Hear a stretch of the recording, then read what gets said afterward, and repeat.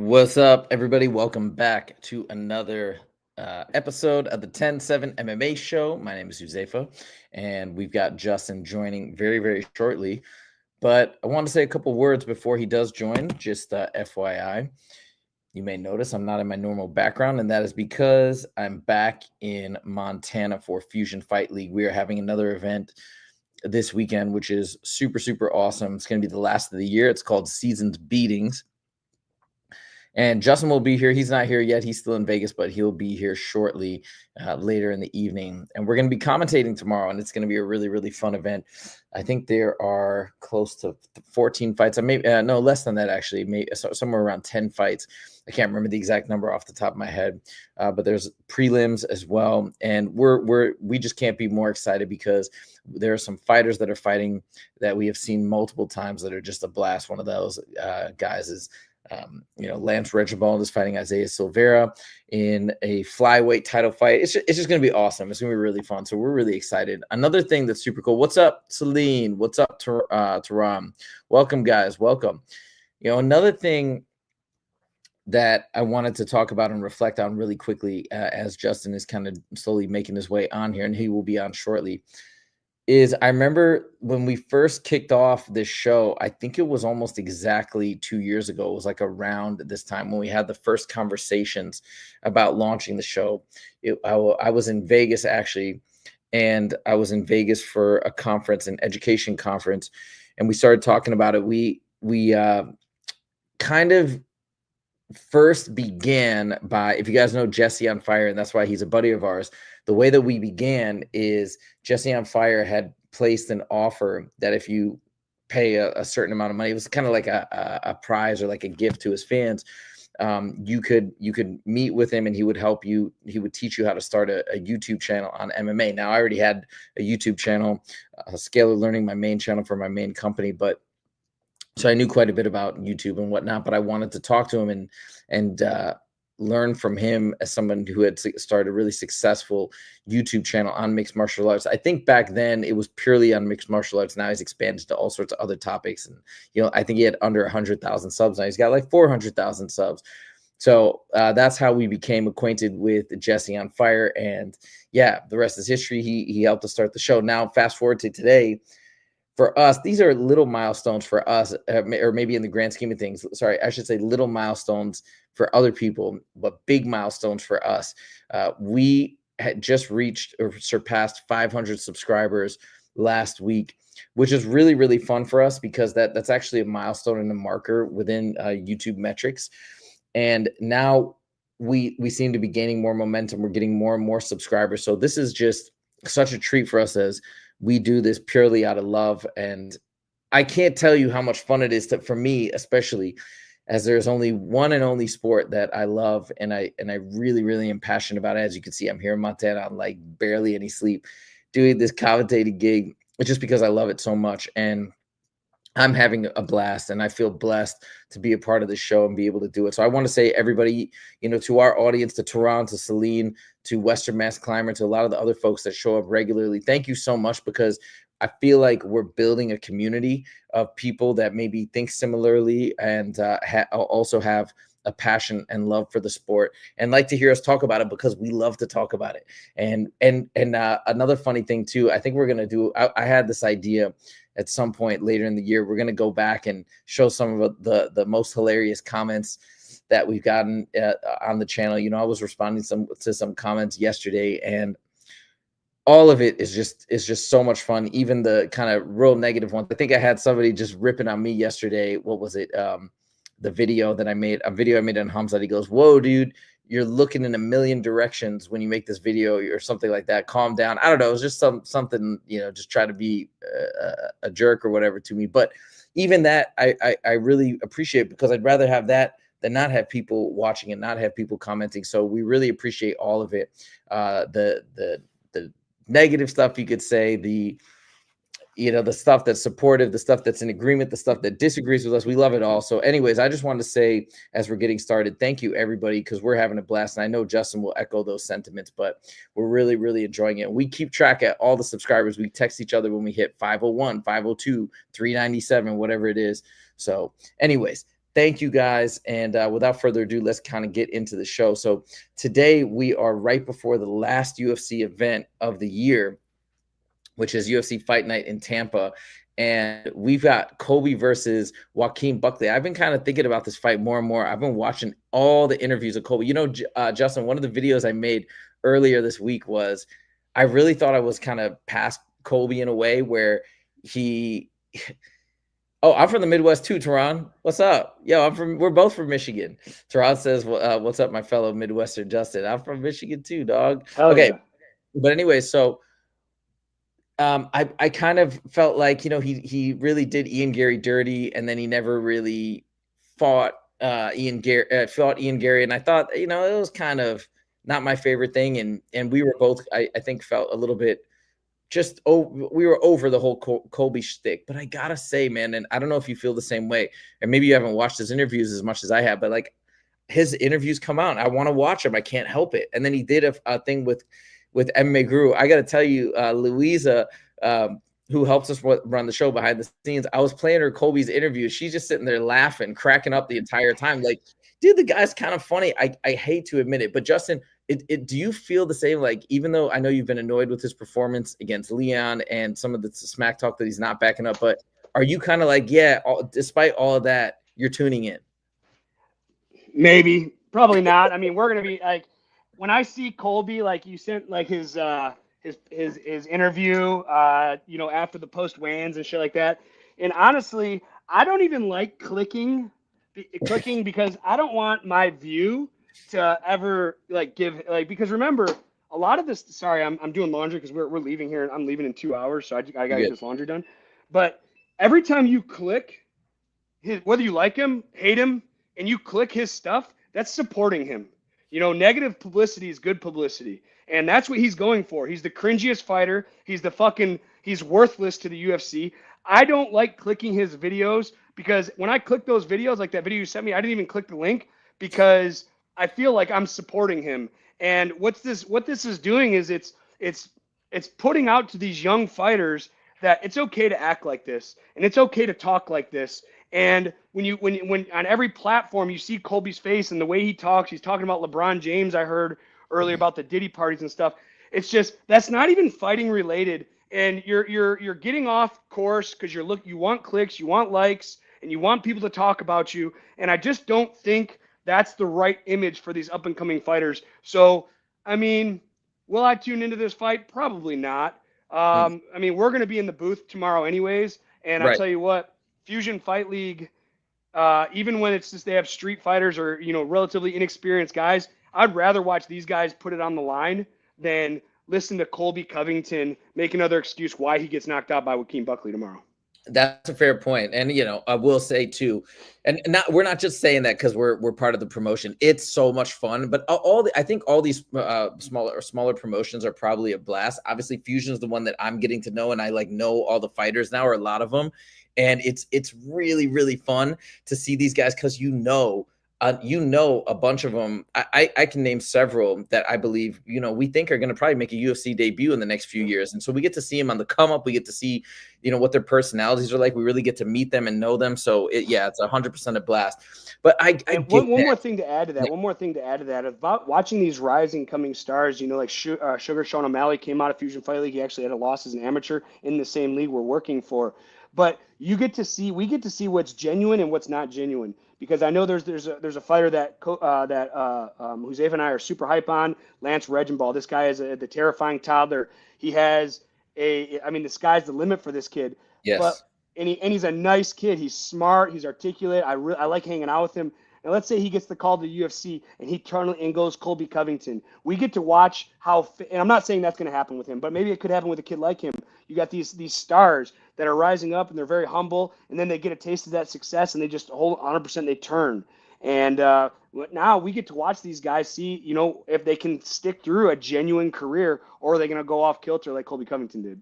That's fair. That's fair. Now, just to say, I don't think Lance would ever do that. Nor do I. That's just one guy that we both talk about a lot. He could. Well, the reason why I say that is he's the real deal, and if you guys have any interest, you can check out some of the prelims tomorrow on the Fusion Fight League Facebook page. You can also then get the live pay-per-view if you're interested.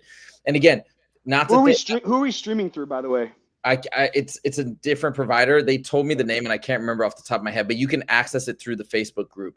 Okay. But the reason why I can say that, and I'm not just like, again, I'm not just saying this to promote the, because we're part of it. I legit am saying this and about Lance, and this is why I'm a massive fan of him. He's the real deal because himself is like, he's just hilarious. It's just him. So he doesn't need to put on a stick. I hate to say it, but I think Colby had to because who he is wasn't getting attention. All right, but hold on. Now let's talk about this fight. And I totally get what you're saying. That's why I'm torn, because I do feel like he could potentially set a bad example. And I work in education. I also want to set good examples or support people that take good examples. But God, like, just sometimes I'm kind of curious to see what he's going to say next. And I feel like that draws me in, whether it's right or wrong. But I did want to say this because this is a huge fight for Colby. And a lot of people think, now he says, of course, it's fake news, but you never know what to believe with him. Like, his characters lies all the time, right? But he said that's fake news, and he supposedly signed a new 5-fight deal. I don't believe that, but I do think this potentially could be his last deal. He also slipped up in one of the pressers and admitted that he was pushed into this fight by the UFC. Now, I don't have that clip handy, but he said it, and then he corrected himself. So it's like everybody knows what's happening. He didn't want to fight Joaquin Buckley. He never said his name. It's such a dangerous fight. And I'm really curious to see what was going to happen, because if Colby can pull this off, it would be pretty interesting. But I'm starting to feel like pretty strongly that it's going to go Joaquin Buckley's way, and he's going to win by KO. And here's why. I sent this clip to you. I want to show it to everybody. I have never seen Colby look like this. Now, he's always said that he's a natural welterweight. He doesn't cut that much weight. He claims he walks around at 182, but you never know what to believe with what he said, because it's always like the character talking, right? But look at this. This is insane. I actually felt scared when I saw this clip. Watch this. Forward to this fight with Buckley. How did we get here? I mean, this just doesn't seem like the kind of match. I can't remember you having a match that wasn't a championship match or a title match. And now we've got Buckley. It seems like he's getting a bit of an opportunity to be raised up. Tough opponent, but an opportunity. Why'd you give it to him? Yeah, so, I called Hunter Campbell when Bilal backed out of the title fight against Shavkat, and I wanted to fight Shavkat. I wanted to expose him and prove the hype wasn't real. So I offered to fight Shavkat, but Hunter wanted to go the direction of undefeated. So he said, hey, but if you want to fight, we really want you to fight Buckley in the main event of Tampa. Can you come save the day? Okay. I mean, it's, the rest of it's a typical Colby interview. Justin, I got to take it over to you. And by the way, Two Smelly Fingers says, what's up? Or howdy, gentlemen. What's up, Two Smelly Fingers? Dude, am I crazy? But like, and I know I've heard that when you do have a hard weight cut, you lose your voice. So I know that that's not, I've seen that happen before. And I know that that's not that atypical. You're obviously the expert. You've cut weight, 80, 90 times or however, maybe more in your life. Is this like a crazy weight cut for Colby compared to what you've seen? Or is this just par for the course and maybe a slightly tough weight cut?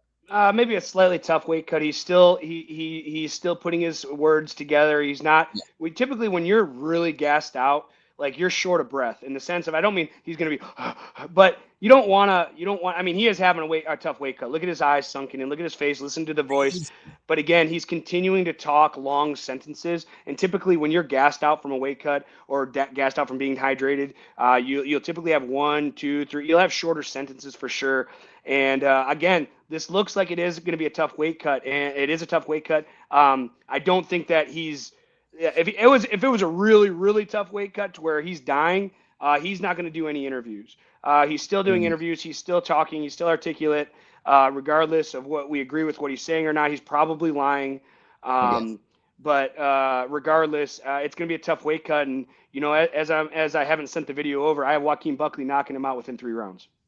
Yeah, that's what I'm kind of thinking too. I don't know the rounds or the duration, but like, yeah, I think Joaquin's going to knock him out. He's such a tough guy. He's so strong. We know he's got that KO power. He's shown really good wrestling and really good scrambles as well. So I don't know. It's going to be very interesting. But yeah, this really tripped me out when I saw this. Two Smelly Fingers asked, this is for Justin, I assume. You think he looks like this because Colby has been out for a while and therefore it's harder to cut the weight? Could that be playing a factor?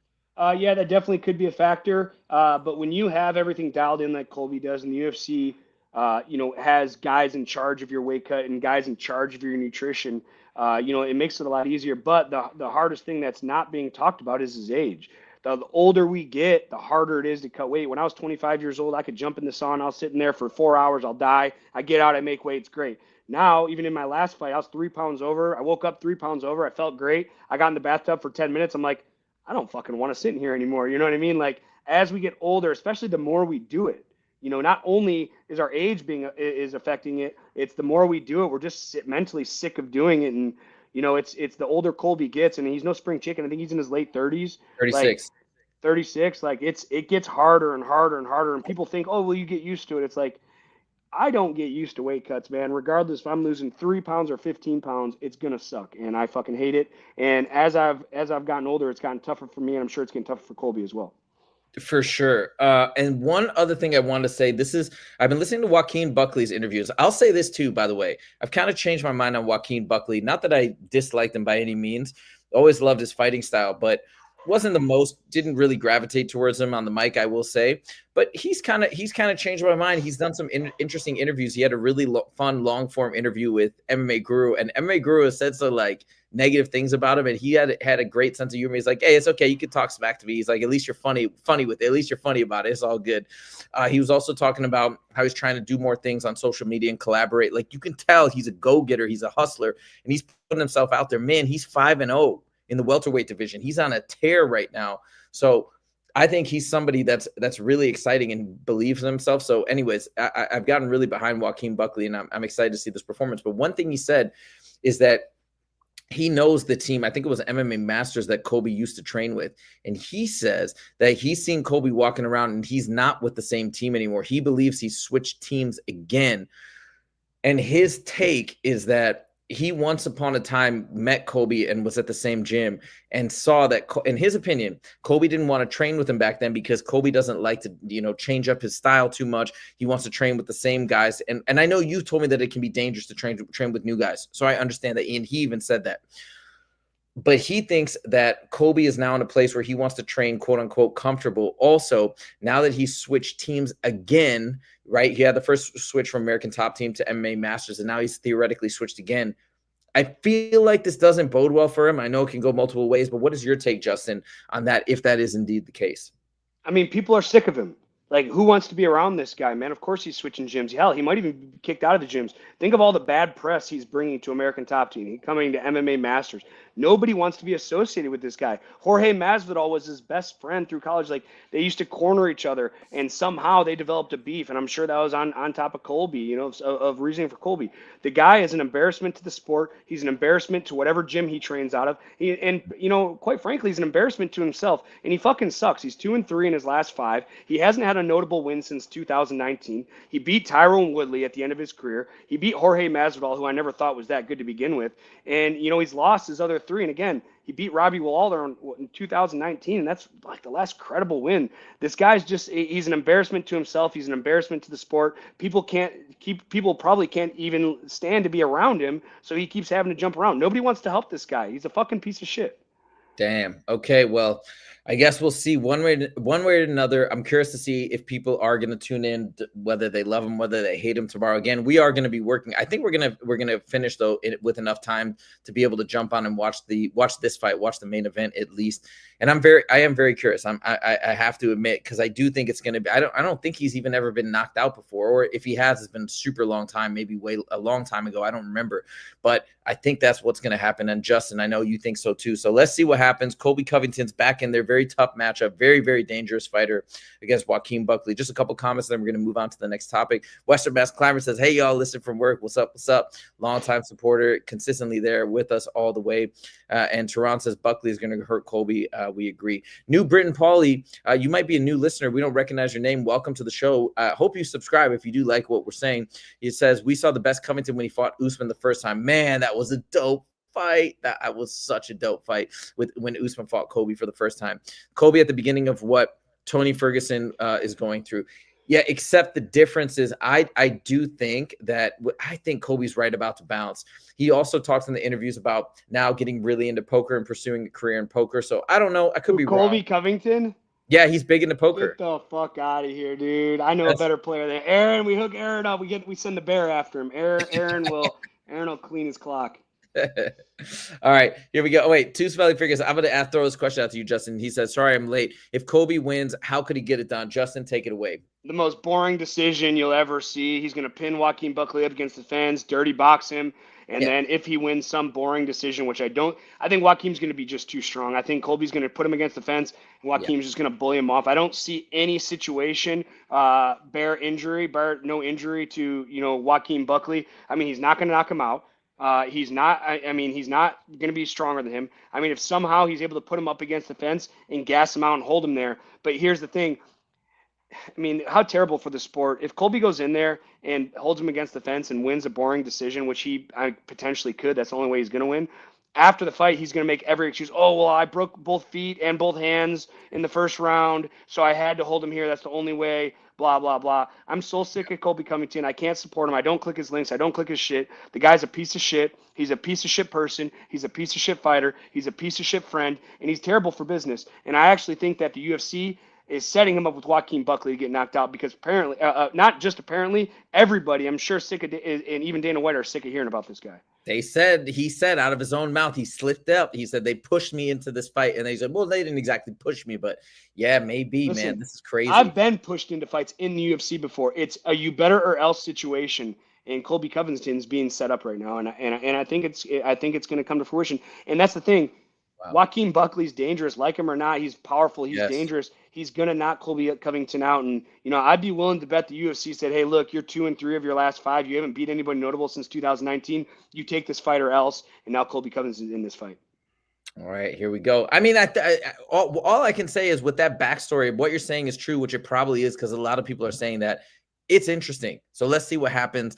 I think it's an interesting fight night for the end of the year. And if it is a crazy knockout, people are going to be talking about it for weeks because there's no fights until January 11th. So this is wild. Okay, guys, we got to move on. Thank you for all the comments. I know people are still commenting about Colby. We'll try and hit some of these later in the show, but we got to keep it rolling because I have to head to an event after this for what time? What's your hard stop? Because I still have shit to do and I got to leave at 3:00. You got to leave it. Yeah. I mean, maybe another 25 minutes should be good enough for me to get ready and go. So we're still cruising. Okay. But there's a lot of stuff, believe it or not, there's some interesting developments, even though we didn't have like a big UFC event or anything. Well, I guess last week, a week and a half ago, but all right, next topic. This is crazy. I don't even know what to make of this. And I would love to get your thoughts. Ilia Topuria is now saying he wants to move up to lightweight. And I don't think it's like, hey, I'd like to one day. It sounds like he's doing it. I don't know if he's vacating the featherweight title or not. I've heard some people say that he might be. Some people says that, or I've heard other stories that he doesn't want to vacate it, but he does want to move up. And he says if he can't fight Islam, and Islam does not seem to be interested in fighting him, he's down to fight Charles Oliveira, which is very interesting, to go up as a champ and take on the number one contender. I don't know what to make of it because I was really excited to see Ilia knock some more, do some more damage in the featherweight division and then maybe move up, but he wants to bounce and he just wants to go. First take, Justin, is this exciting to you, or is this something where you'd like to see him have some more title defenses? I don't, honestly, once you become the champ, like you've earned everything that you've done. So really, I think the fight, if that's what he wants to do, I support it, man. I'm not a huge Ilia Topuria fan. I think he's an incredible fighter, and people are like, oh, you're salty because he knocked out your boy. I'm not salty about that shit. Like I couldn't care less. But the thing is, I don't know. Again, my relation to fighters is liking, if I can listen to them talk for 20 minutes on a podcast, that's when it's like, okay, I like him. Ilia Topuria is awesome. He beat Max Holloway. He's arguably one of the best in the UFC right now. Yeah. Just because I don't care for somebody doesn't mean that I think they're a bad fighter. I think Ilia Topuria is incredible. I just can't relate to him on the mic. I would once you become the champ, I support whatever he wants to go up to featherweight and challenge Islam, challenge Charles. I mean, this guy has big balls, man, and maybe I'll come around on him. Again, my connection to fighters isn't their fighting style, isn't their mentality. It's listening to him on the mic and can I relate to this guy? Could I go out and have a couple beers with this guy? And unfortunately, I just don't think I could go out and have a couple beers with Ilia Topuria. So. With that being said, whatever he decides to do, I fully support, and I'm looking forward to it, whether it's Charles or Islam. But I also did hear Islam say that he's sick of fighting small guys, and he wants to go up to welterweight and fight big guys. Yes, so that's the thing, and I'll tell you this. I actually really like Ilia. I like him on the mic. I think he does a good job of trash talking and getting under people's skin, and it makes it exciting. He had a really good interview back and forth simultaneously with Max Holloway and was kind of poking and prodding. Some people thought it was maybe a little cringy, but I liked it. I like that he goes in there and he's not afraid to get in there with some mental warfare, but he also doesn't go to the dark places that, you know, like Colby or other people go to. So I respect it. Here's the thing about him moving up. I'm looking at it more from a zoomed out view, right? The lightweight division to me feels just so cluttered right now. There's so much talent with, you have Islam. Maybe if Islam leaves, fine. I think that'd be cool, but you have Islam and we have Charles Oliveira. We have Arman Sarukian. So there's a lot of contenders right now. And there's so many amazing people at featherweight. The one thing that I've heard people say, and I don't know what your thoughts are on something like this, but the one thing I heard people say, Daniel Cormier in particular, is that for a guy like Ilia, who's such a superstar right now and is so talented, he just took out arguably two of the greatest featherweights, the two greatest featherweights, or two of the greatest featherweights of all time, back to back. So what he was saying is, how can you stick around in that division? Because what's exciting now? So you just beat the two of the guys that you thought were unbeatable and thought were on a different level. Of course, we have Diego Lopez. We have a lot of amazing fighters. Don't get me wrong. But in his mind, he's like, this is not interesting to me anymore. I've just slayed the two greatest giants ever in this division. And so because of that, he has to move up. He has to take on a bigger challenge. Do you feel like something like that is at play here? Or do you feel like instead he just wants to have the biggest legacy of all time? I mean, I'm sure there's a lot of things in play here. What if the simple fact of he doesn't want to cut to featherweight anymore? What if he's had a really tough weight cut to featherweight and mentally he's just like, man, I don't want to go through that again. Let's go up and, you know, take on a new challenge at a higher weight where I'm not going to drain myself so much in the weight cut. You know, I mean, I'm not saying that is the case, but it definitely could be. I tell you what, when I went to featherweight a couple times and then it's like, ooh, my next fight's at lightweight. Hell yeah. Like your whole training changes, your diet changes. You can be chill. Not gonna say chiller or more chill, but you just feel better throughout your whole training camp because you get to eat more food and be satisfied. I mean, when I'm going down to featherweight, man, like I'll eat at 7 p.m. and then I'll go to bed at midnight. I won't have anything to eat from 7 to 12 or until I wake, you know, train the next day, and that can just be miserable. You know, getting those extra calories sometimes helps you sleep better. It's just more comfortable, and I'm not saying that's the reason, but it definitely could be the reason. Sure. Okay. Well, either way, I guess we'll see what happens. I don't know how serious he is, and I don't know what the UFC wants either. I could see them not wanting that because it is just everybody bunching into that division and having already so many things happen. But if Islam does move up, you can have a new superstar slide right in. That could be kind of cool. So I guess we shall see what happens. All right. Moving on to the next story. So I know this one is a little tricky because we're talking about your boy. We're talking about Jamahal Hill, and I want to get your thoughts, but also before we jump in, I've talked about one of my favorite new podcasts, MMA Arcade. Hold on, I'm trying to pull up the clip right now. MMA Arcade, Robert Whitaker. So Robert Whitaker has just like the coolest podcast ever. They talk about video games as well as as well as fighting. And so, you know, I'm not a video. What's up, everyone? I always watch kind of like the first part where they're talking about MMA in particular. But they did recently do a show, and I'm queuing it up right now, and they were talking about some recent things in the news. They're talking about UFC 310 and all the highlights there. But they did come onto this story of Jamahal Hill here. I got to try and find it here. 1 second. UFC 311. So let's see if I can cue this up here. Sorry, guys. I wish I could have had this queued up earlier. I literally got to the hotel and I've been taking a nap for 2 hours. I'm so sleep deprived right now because it's the busiest time of year as well for my education company. On top of that, we're flying here. So I'm on like barely any sleep. But anyways, let me see if I can cue this up. We're going to hear Robert Whitaker's thoughts on Jamahal Hill and all the stuff that's been going on between him and Alex Pereira. So let's check this out. Let's see if I got the right spot. Yeah. Clean cut. Okay. I will say that Islam looked Oh, okay, hold on. So he's still talking about Islam. guys that we hand cultivate. Give me 1 second. Else to add, Rob. I don't know what he's thinking because the dude has knocked you out. Yeah, Okay, I think Jamahal needs like some better friend circle. I don't know. He's a really good guy though. And I will say, like I'm not making fun of him. I'm just like I kind of come across that way. Like, I mean, like, let me back it up a little bit because he already talked about Jamahal Hill. Let me go back to the beginning here.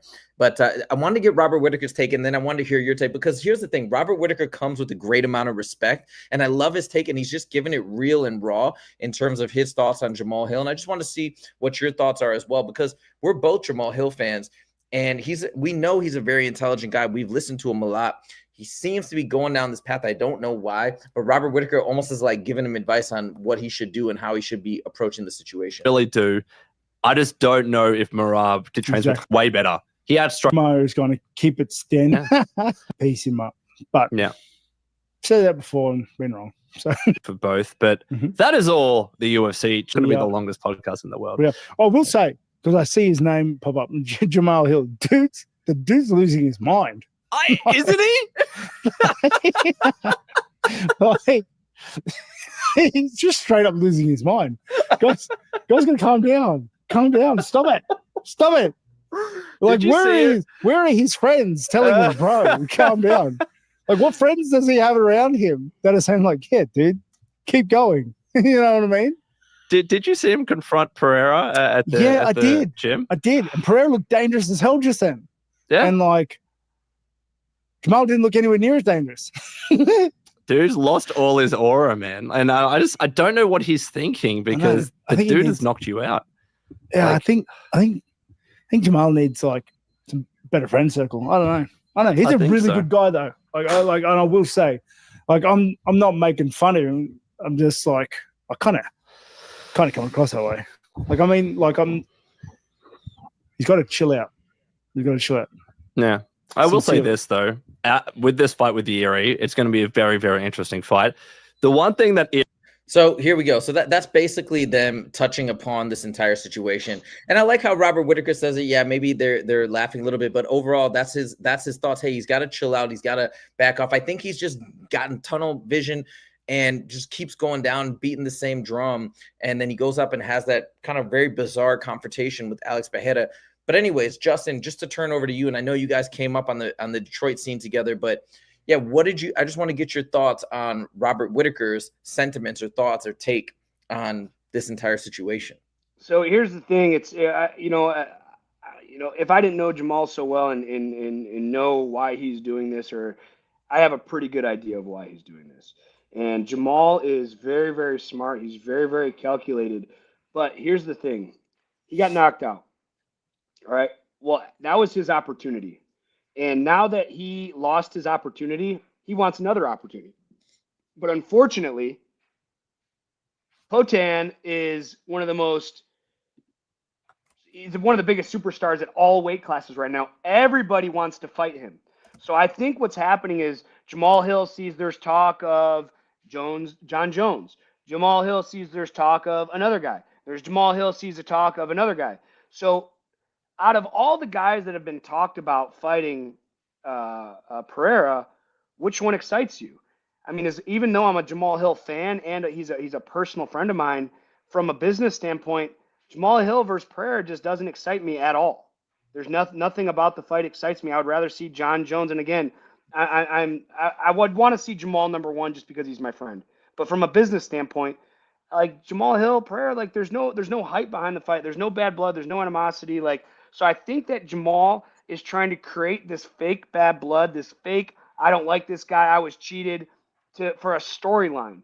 Because what fight fans want to see is they want to see a storyline play through, and they want to see the fight at the end of the storyline. But with Jamahal Hill, there's no storyline. So he's trying to create this fake storyline of, oh, I was cheated, I was this. And unfortunately, it's just not working out for him. It's not going to work out for him because he's trying to do what he thinks is right to create this storyline. But unfortunately, the storyline isn't coming through. The dots aren't connecting for his storyline. He was saying, hey, let's fucking go. He's like, all right, here's some gloves, let's go. And then Jamahal Hill is like, oh shit, well, that wasn't supposed to happen. Now he looks silly, because he got the reaction he wasn't expecting.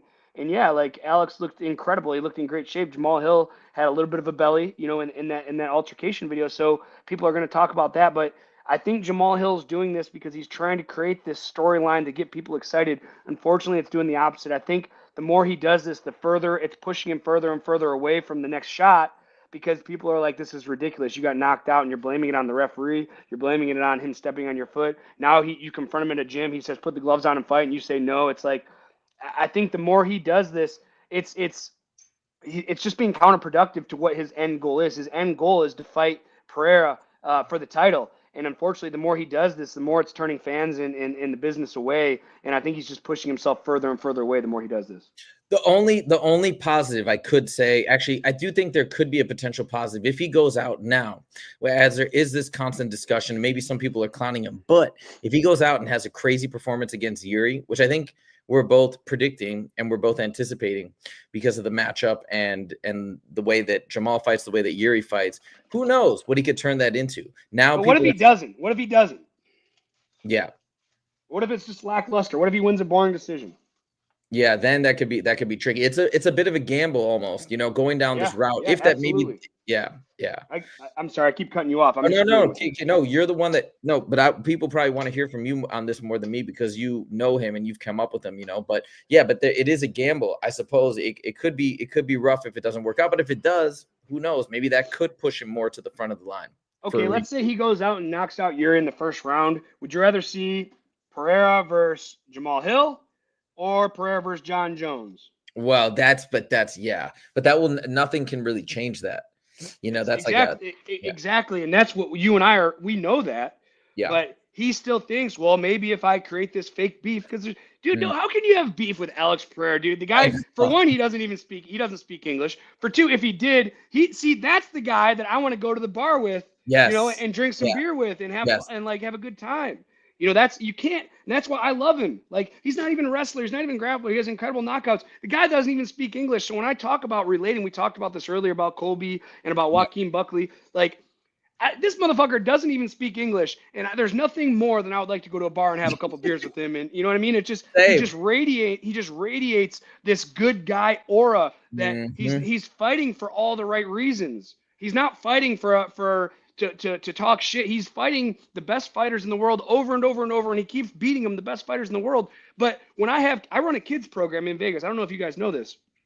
I run a very credible kids program in Vegas. And when we talk about fighters, not only do I want to represent what it is to be the good guy fighter, I want my students to watch guys, and when I think of guys that I want them to watch, this guy doesn't even speak English, and I want my students watching this guy and watching how he holds himself and watching how he's a family guy and this and that, and it's just I just think Jamal's just barking up the wrong tree here. I'm not even talking. I just think again, trying to make Alex Pereira look to be the bad guy in this situation is just the wrong way to go.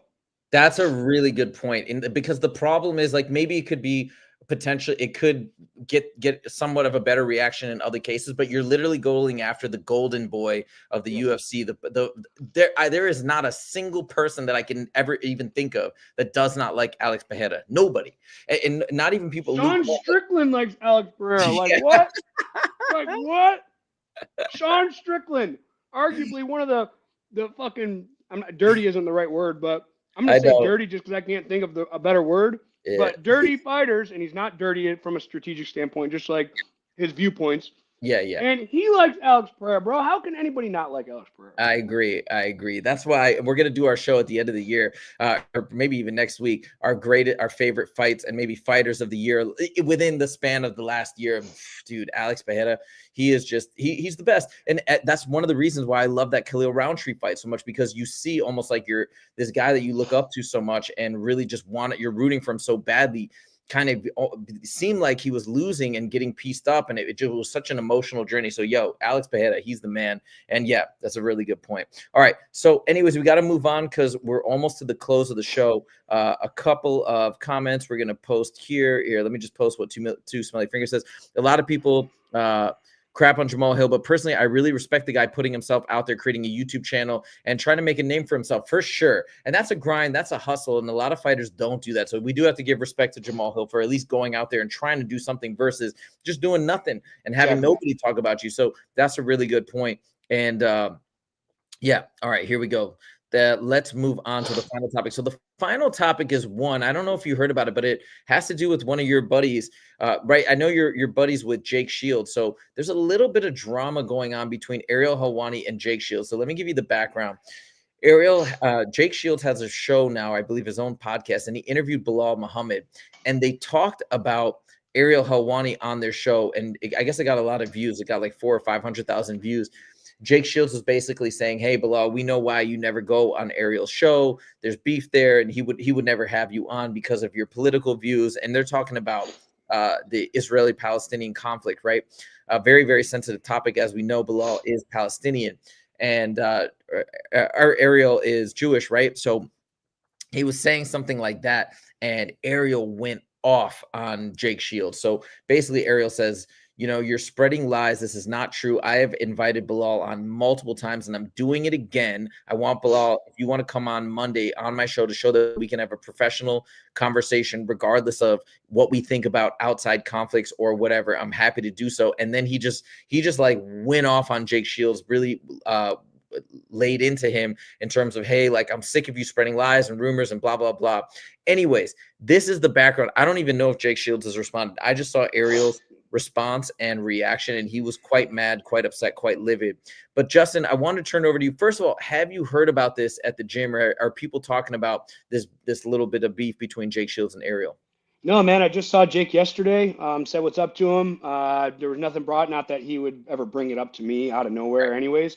But, you know, love or hate Jake Shields, I freaking love Jake Shields, man. I'm not saying I agree with everything he says, but Jake Shields doesn't give a fuck. Like, he doesn't give a fuck what Ariel Helwani thinks. He does, like, dude, he's unfazed by everything. And that's something I really respect about Jake, because even for myself, and maybe you can relate a little bit, when people talk shit to me or talk shit about me, like, I'm very offended a lot of times, and I want to be confrontational, whether it's physical, whether it's verbal.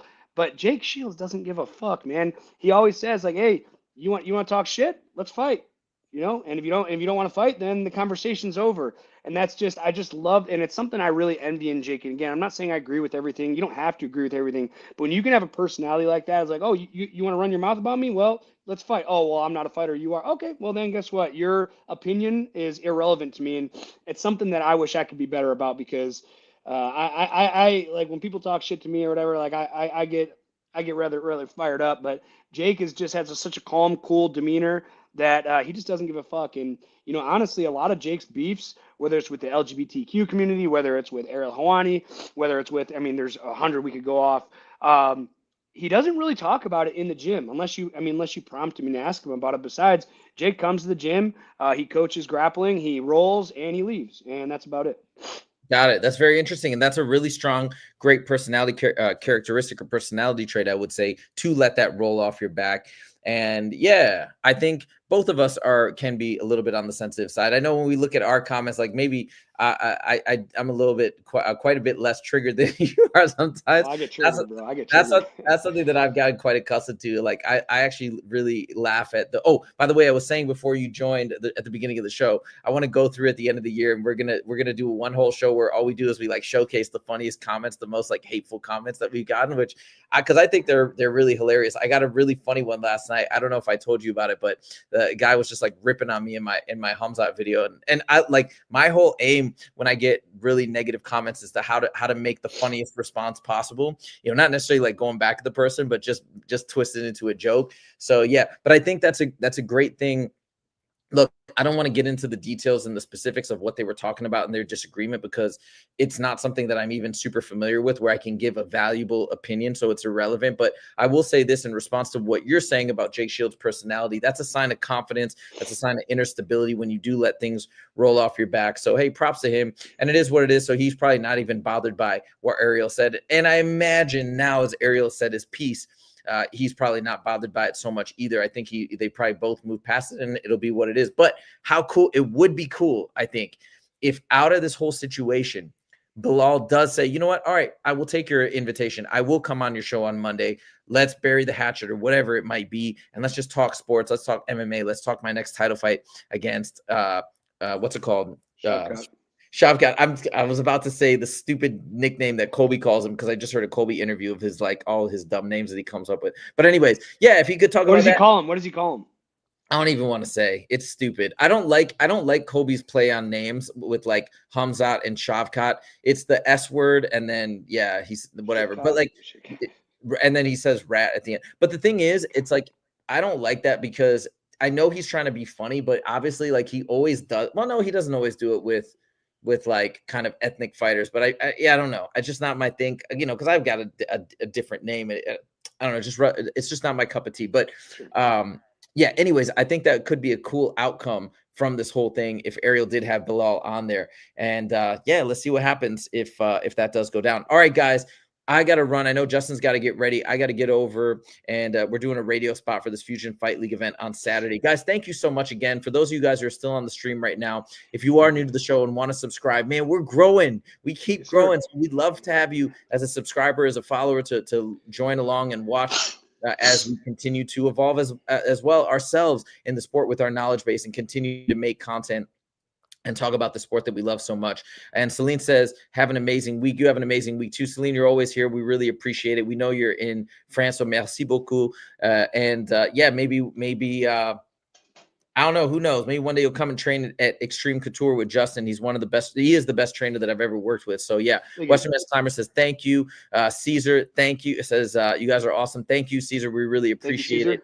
And yeah, man, that's it for today. Thank you guys so much for joining. We really appreciate it. And we will see you. Hey, I got one more thing to say too. One more thing to say. And I wanted to wait till we got to 500 subs to see this. Is like, hey, look, I train at Extreme Couture. If you guys ever make a trip to Las Vegas and you want a tour of the gym, especially the guys that have been here since day one, I would be honored if you guys message me on Instagram. Celine messages me all the time on Instagram. We go back and forth. Or you guys follow my Instagram. Okay, yeah. Follow my Instagram. Guys, message me. Hey, I'm coming into Vegas. I'd love to show you around the gym. I'd love to introduce you to the guys. That's one perk of following this show, especially if you found me or us because you're watching the show. I mean, you haven't ended Extreme Couture now, and you take a vacation to Vegas, I'd be happy to take care of you guys. And you know what's cool? The first time I met Justin was we did a training session together, and that was the thing because I'd never been there before. And so he gave me a tour. He's like, "That's Sean Strickland's locker. That all these like famous fighters' lockers are all over the place." So it was super. There's Eric Nixick walking by. Like it's just a trip. And I think people don't realize if you are a big fan of the sport, how accessible. I mean, I'm not saying Eric Nixick is walking around saying what's up to everybody in the gym, right? He's got things to do, but like. It's crazy that you can walk in and just be around and in the same space and area as some of these most famous coaches and fighters in the world. And they're all there at Extreme Couture. You just go in and train alongside them, have a private, like it's such a trip. So yeah, definitely take advantage of that. And you're in Vegas. And if you're really trying to get better, dude, that's the way to get better is to be around these guys. You know, Justin, remember last time I trained with you there, somebody commented on my pad work. And I was like, I was on a high for like a week. They're like, dang, you got some good. What did the guy say? He's like, he complimented your striking. Yeah, I was like, hell yeah, that made me feel so good. Yeah.